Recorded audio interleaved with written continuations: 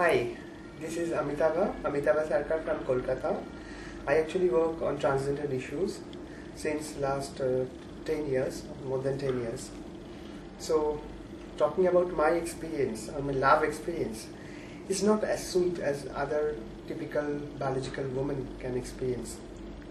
Because, first of all, we are living in a country where talking about sexuality or gender orientation is still a taboo. And when people come to us, I don't think they do expect love. Most of the time they expect our body only for physical passion and all these things.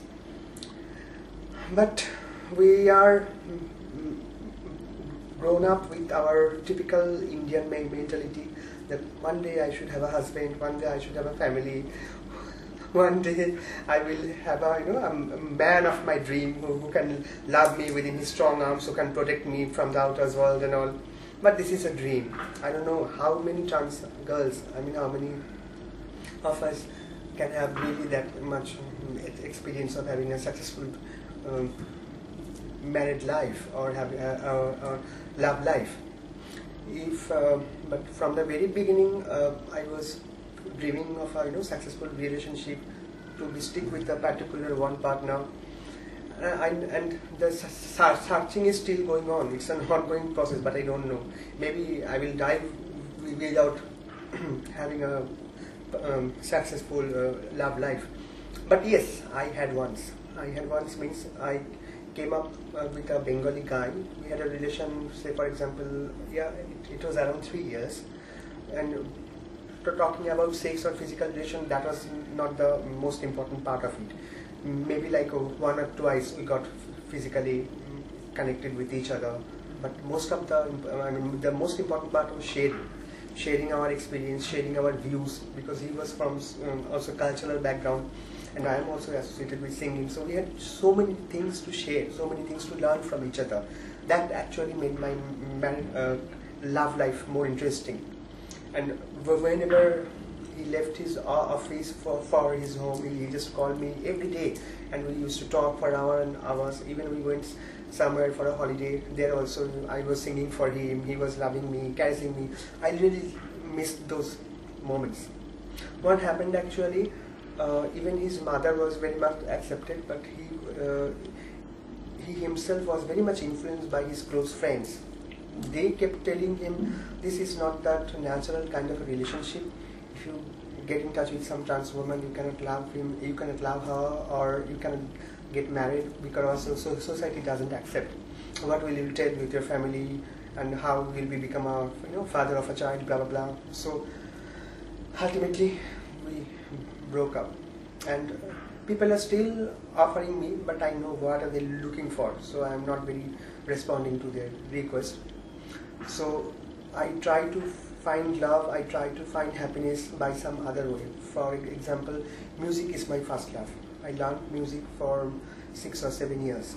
And the Tagore songs, I love those Tagore songs because Tagore wrote all songs, and those were actually, you cannot find a mental situation about which he didn't write a song. For every situation, for every occurrence, either sad or happiness, he had written songs. So whenever I get depressed, I just listen to his songs and I feel much better. And it's my like I have already decided that maybe down the line, if I get the opportunity, I will continue my music and all, and I will shift myself, because music is my ultimate peace of mind that I can get from music.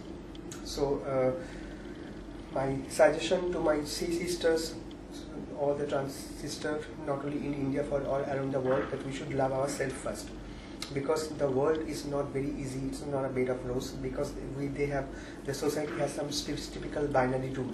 Then they have a notion like only man and woman can fall in love and they can have a successful married life, but still there are some of us who are engaged in married life and they are adopting kids, but they are very less in number. Most of us are really lacking those opportunities, because usually what they're looking from a trans woman is sex. I'm sorry to say that, but being a typical Indian woman within myself, I always look for a husband who is loving, caring, protecting, and I'm damn sure that my other trans sisters also believe in the same. But they are not given the opportunity, they are not in the position, and sometimes they have to even go for sex work or something because of financial problem, because of other reasons. So I don't know how they are enjoying their love life, but still they do need love, and if they can get their real love, I think that will change their life, because love is the only thing that can change your life towards a positive direction. But the definition is love is very much relative from one to another. That's why I'm requesting to all of you, just love yourself, just be within you, whatever you like, spend quality time for that, and spend more time with your close friends and share them everything you have in your life, and then plan something for tomorrow when you will be older, how you will be living your life. I think it's you have to think from the very beginning, because at the end of the day, if I am talking about LGBT people, they become very lonely. They don't have the family support most of the time, so they do need that shelter, they do need that happiness when no one will be there. So we have to build a strong network, a strong connection with people like us within ourselves.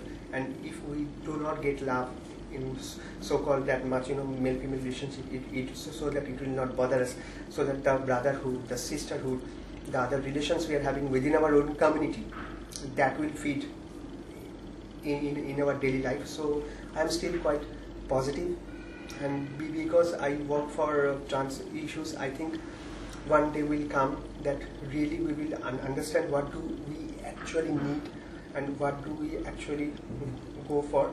So my request is, love yourself.